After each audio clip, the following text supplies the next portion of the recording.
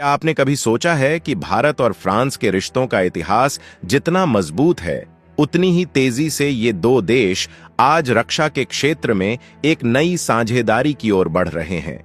जहां एक ओर भारत अपने सुरक्षा ढांचे को आधुनिक बनाने के लिए फ्रांसीसी हथियारों की ओर रुख कर रहा है, वहीं दूसरी ओर फ्रांस भारत को उन्नत रक्षा तकनीक साझा करने के लिए तैयार है। लेकिन सवाल यह है, आखिर कैसे फ्रांस भारत का सबसे बड़ा एक्सपोर्टर बन रहा है और इस बढ़ती साझेदारी के पीछे कौन से राज हैं? क्योंकि देखा जाए तो रूस भारत के बड़े एक्सपोर्टर में से एक माना जाता है। ऐसे में फ्रांस का सबसे बड़ा डिफेंस साझेदार होना क्या भारत के लिए जरूरी है? और किस तरह फ्रांस की तकनीक भारत आ रही है? लेकिन हाल ही में भारतीय अंतरिक्ष एजेंसी ने एक ऐसा रिकॉर्ड बना लिया है जो पहले कभी नहीं हुआ। पूरी डेवलपमेंट क्या है, आइए समझते हैं आज की इस इंटरेस्टिंग वीडियो में। लेकिन आगे बढ़ने से पहले रक्षा क्षेत्र में बढ़ते भारत के लिए कमेंट में जय हिंद जरूर लिखें। दरअसल भारत और फ्रांस के बीच बढ़ते रक्षा संबंधों की कहानी सिर्फ संयोग नहीं, बल्कि एक रणनीतिक समझौते की मिसाल है, जहां दोनों देशों ने हाल ही में कुछ ऐतिहासिक रक्षा समझौतों पर दस्तखत किए हैं, जिनका असर भारत की सैन्य शक्ति पर गहरे असर डाल रहा है।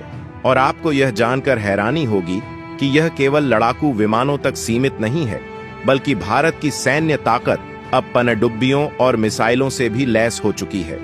लेकिन क्या यह सिर्फ हथियारों की खरीदारी का मामला है, या इस साझेदारी के पीछे कुछ और गहरे इरादे हैं? तो आपको बता दें, भारत और फ्रांस के बीच बढ़ता स्ट्रैटेजिक अलायंस दोनों देशों की सेनाओं के बीच साझा युद्धाभ्यास और निरंतर सैन्य सहयोग से बढ़ रहा है। और देखा जाए तो फ्रांस और भारत के रिश्ते एक ऐसी कहानी है जो अक्सर नजरअंदाज कर दी जाती है, लेकिन इनके बीच का इतिहास उतना ही दिलचस्प है।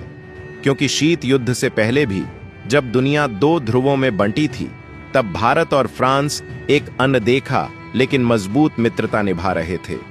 लेकिन शीत युद्ध के बाद यह संबंध एक नई दिशा में मुड़े, जब 1982 से 83 में भारत ने फ्रांस से राफेल लड़ाकू विमान खरीदने से पहले मिराज 2000 को खरीदा था। एक ऐसा विमान जो अपने समय में सबसे आधुनिक और खतरनाक माना जाता था। और यह डील उस समय हुई थी जब रूस और अमेरिका के बीच शीत युद्ध अपने चरम पर था।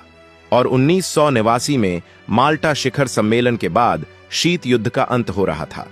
और देखा जाए तो भारत ने फ्रांस की डसॉल्ट एविएशन से 58,891 करोड़ की लागत पर 36 राफेल लड़ाकू विमानों की खरीद का ऐतिहासिक सौदा किया था, जो सिर्फ शुरुआत है।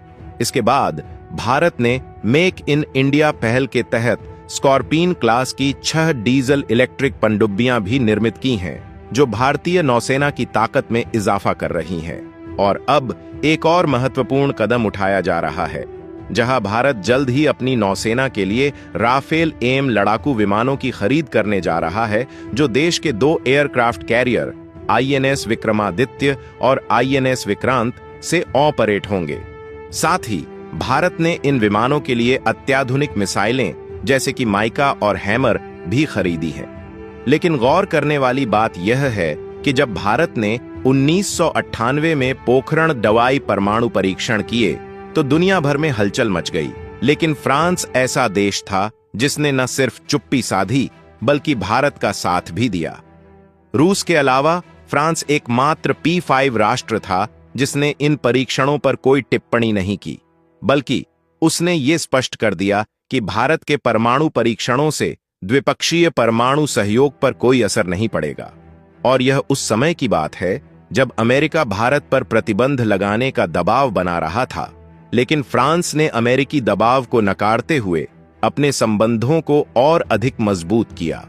और देखा जाए तो प्रधानमंत्री नरेंद्र मोदी के नेतृत्व में भारत फ्रांस संबंधों ने एक नई दिशा और तेजी पकड़ी है, जहां पीएम मोदी ने फ्रांस की यात्रा कर रिश्तों को नई ऊंचाई दी, और यहां तक कि फ्रांस के बेस्टिल डे परेड में मुख्य अतिथि के तौर पर शिरकत भी की।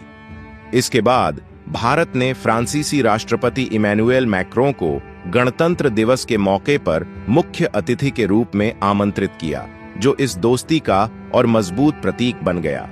दोनों नेता वैश्विक मंचों पर अपनी साझेदारी का खुलेआम प्रदर्शन करते हैं और यह दोस्ती हर कदम पर दोनों देशों के रिश्तों को और प्रगाढ़ करती जा रही है। और देखा जाए तो जब दुनिया के बड़े देश भारत पर दबाव बना रहे थे, तब फ्रांस ने रूस से सस्ता तेल न खरीदने के लिए भी नई दिल्ली पर कोई दबाव नहीं डाला। जहां अमेरिका भारत पर हर तरीके से अपनी इच्छा थोपने की कोशिश कर रहा था, वहीं फ्रांस ने भारत के फैसले का सम्मान किया। अमेरिका ने भारत को रोकने के लिए अपनी पूरी ताकत झोंक दी, लेकिन भारत के मजबूत इरादों के आगे अमेरिका को आखिरकार अपनी रणनीति बदलनी पड़ी। पहले ट्रंप प्रशासन और फिर बाइडेन प्रशासन दोनों को रूस को लेकर भारत पर दबाव डालने की कोशिशों में हार का सामना करना पड़ा, क्योंकि भारत और फ्रांस के संबंध केवल राजनीति और व्यापार तक सीमित नहीं हैं, बल्कि इंडो पैसिफिक क्षेत्र में भी दोनों देशों की साझेदारी मजबूत होती जा रही है। फ्रांसीसी रियूनियन द्वीप, जो भारत के पास दक्षिणी हिंद महासागर के मुहाने पर स्थित है, इस रिश्ते का अहम केंद्र बन चुका है।